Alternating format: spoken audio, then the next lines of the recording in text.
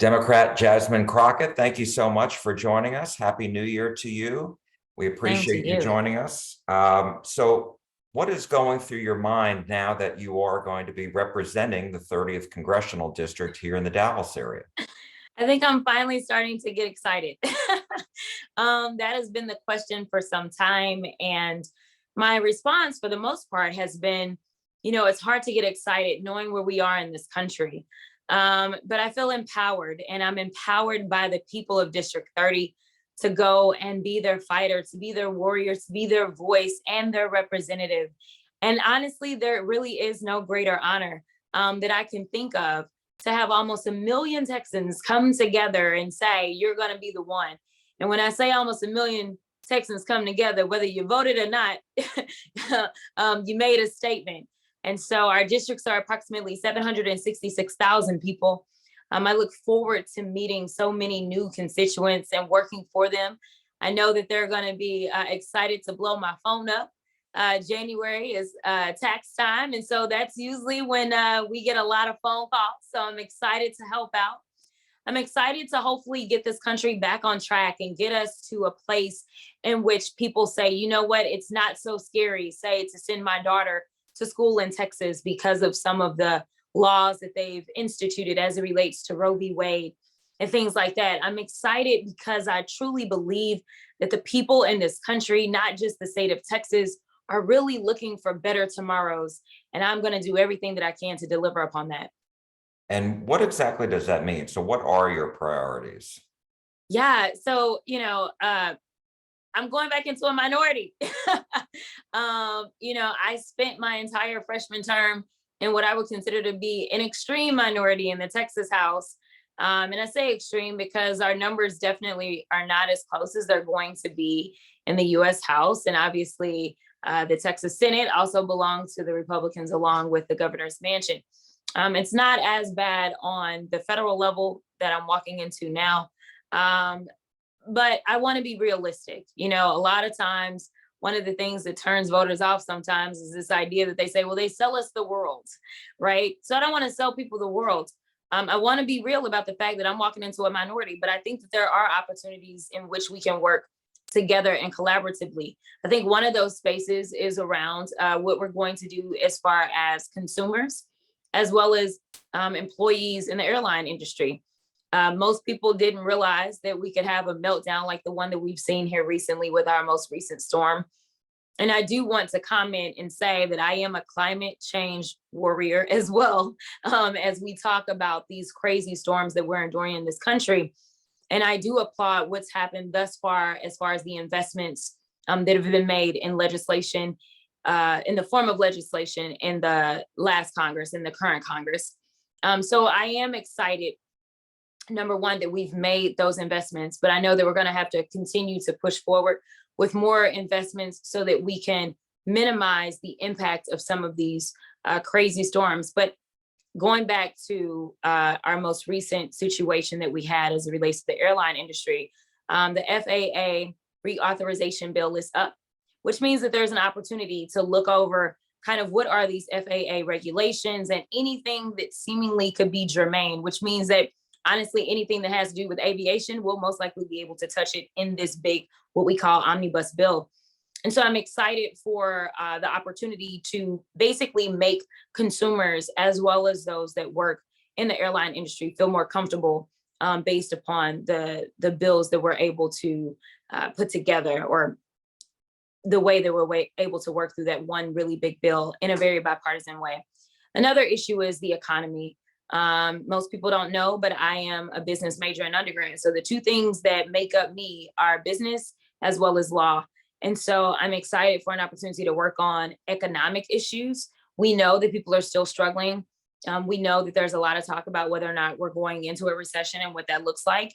And so I think that this is a space we may not agree wholeheartedly, but I absolutely believe that we will be able to at least look at some of the equity issues around financial opportunities. One of my big issues is housing. So we know that there's a housing crisis in the entire country. And so being able to work in a collaborative way, even if it's with those on the local level, to be able to come up with options. One of the amazing projects that I was able to attend the groundbreaking for was a collaborative project with Builders of Hope. And Builders of Hope has decided we're going to make home ownership affordable no matter what, right? So regardless of the fact that we've got increasing costs of materials, increasing costs of labor, they still wanted to make affordable a reality. And so they worked collaboratively with the state level as well as the county level and the city level to get some funding as well as private funding. And so it's this private public partnership in which people are walking into homes with $50,000 worth of equity on day one. That is completely unheard of. And they're given an opportunity to be lifted out of poverty.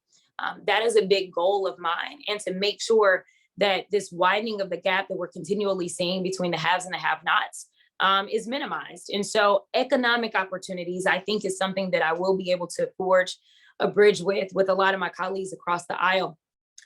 Bringing it back home to the things that really got me into the US House, I obviously want to work on voting rights. That is exactly why most people really became very familiar with my face and my fight. It was over voting rights. And I still feel as if I know it, right? When people look at Georgia and they say, well, how can Georgia do it and Texas can't?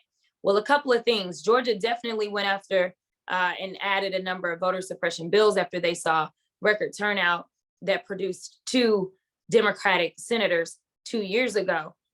But we also still know that they've got some of the basics. They've got online voter registration. We saw in this country that there was a massive increase in voter participation amongst Gen Zers, but we did not see that in the state of Texas. And it's because we still make it hard just to even access the ballot box. And so something like online voter registration, it is going across almost 30 states in this country, both Democratic and Republican states. And I think that if you believe in democracy, you believe that people should at least be able to easily access the ballot box if they are lawfully allowed to do that. And so I want to make sure that maybe I can work on some small pieces of the larger picture of the Voting Rights Act that unfortunately we did not get reauthorized because we just did not have enough votes in the Senate. So I'll still be paying attention to that because that makes a big difference for Texans. When you look at our voter participation, it is so much lower than so many other states. And I think it's because we simply don't have some of the very simple, easy things to make voting a little less cumbersome for people. And obviously, I'm a woman. And I'm from Texas. We know that Roe v. Wade is a Texas case. It came out of Dallas County. We know Henry Wade was the district attorney. And, Crowley sits right there within my congressional district.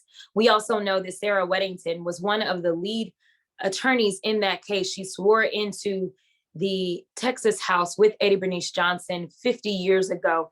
And so it's Texas women that saved this country before.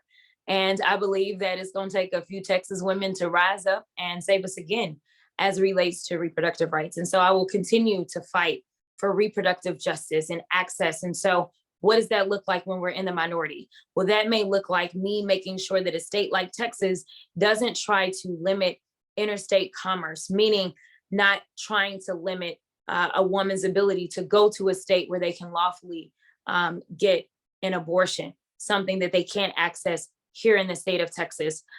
Do I think that we'll get the votes to actually overturn Roe v. Wade right now? Absolutely not.